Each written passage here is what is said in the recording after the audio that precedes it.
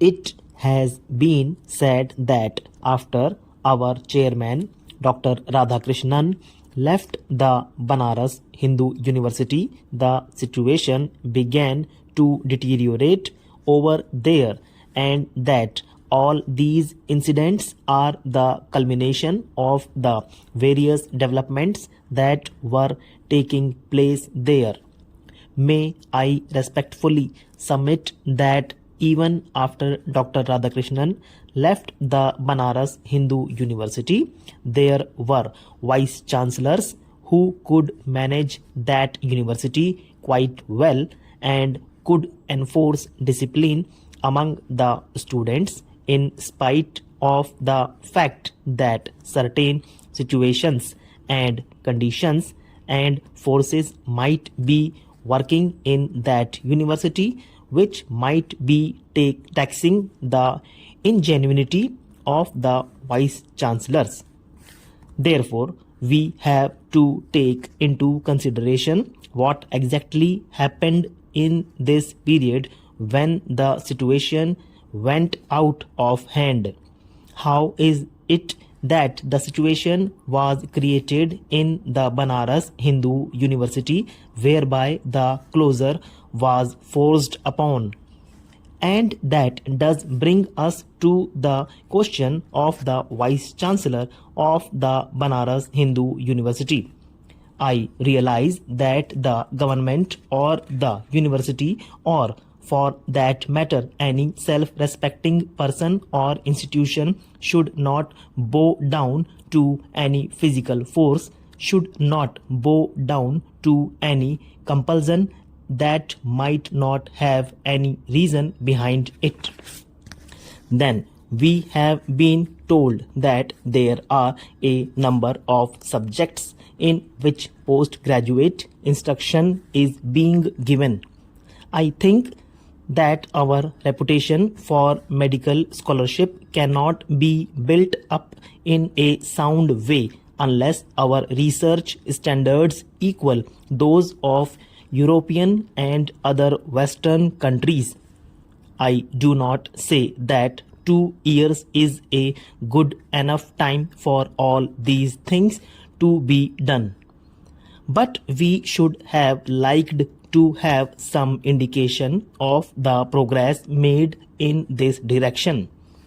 It is possible for anyone who is working in the institute, who is doing research, to give some information.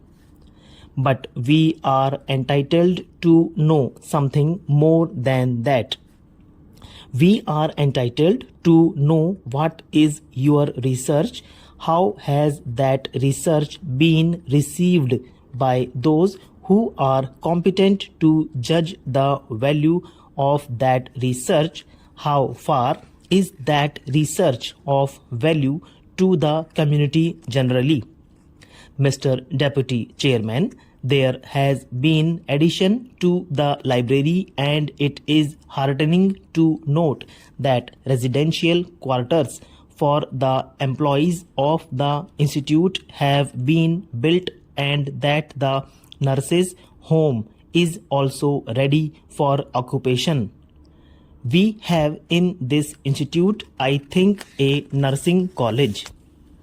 I would submit that in spite of the figures that have been given over there, the problem of accumulation of stocks remains as serious and as acute as ever, because this small shortfall which is now visible in the accumulation of stocks is largely due to the decreased production and not increased offtake either by the internal consumers or through export.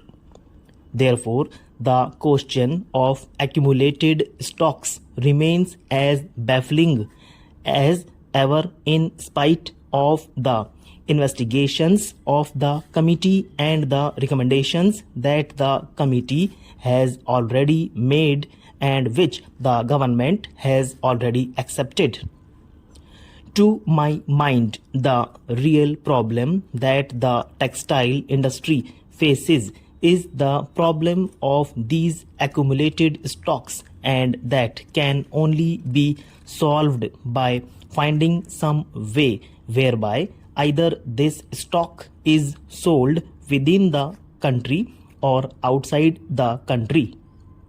At one point, the report says that a large part of the stock is unwanted and unsaleable because it consists of coarse dhotis and saris which are not required by the market.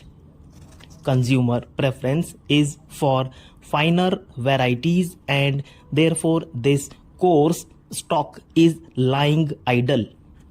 If that be so, the government and the trade will have to apply their mind. The report very rightly lays stress on this point and says that the status of the block development officer and his qualifications should be higher than they are at present. Unless you have this, the checking will not be very reliable. You appoint a committee to evaluate the work that has been done, but that committee will have to depend on the statistics collected by the block development officers and their assistants. And the committee says that checking on the spot is at present extremely inadequate. Most of the checking is done at the desk of the block development officer and not on the spot in the villages. It goes further to say that the figures are known to be satisfied by Gram Sevaks, sometimes at the instance of certain specialists. I do not want to go on with that story further. I have referred to these things in order to show how much effort has to be made in order to make our community development blocks and national extension service work successfully.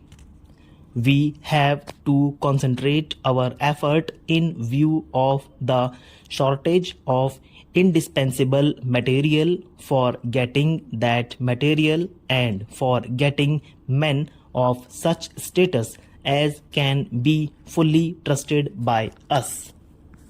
There have been in the past a variety of conferences and seminars and inquiries, and there has been a voluminous material built up, and also I admit that the ministry has shown all along boundless sympathy to small entrepreneurs, but unfortunately the fact remains that small scale industries have not advanced even at the rate of the overall growth of the economy.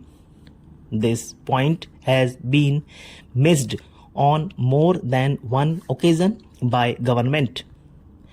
May I say in this connection that in 1980 the proportionate share contributed by the small scale and cottage industries to the national income was 10%, whereas the corresponding figure in 2000 was only 8%.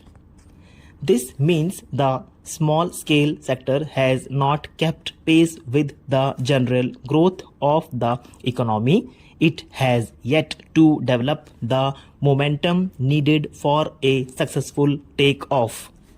Sir, the report of the Organizational Committee for Small Scale Industries submitted in January 2002 contains certain recommendations, but I am afraid these recommendations do not go far. Perhaps the inquiry made by the committee was very narrow and limited.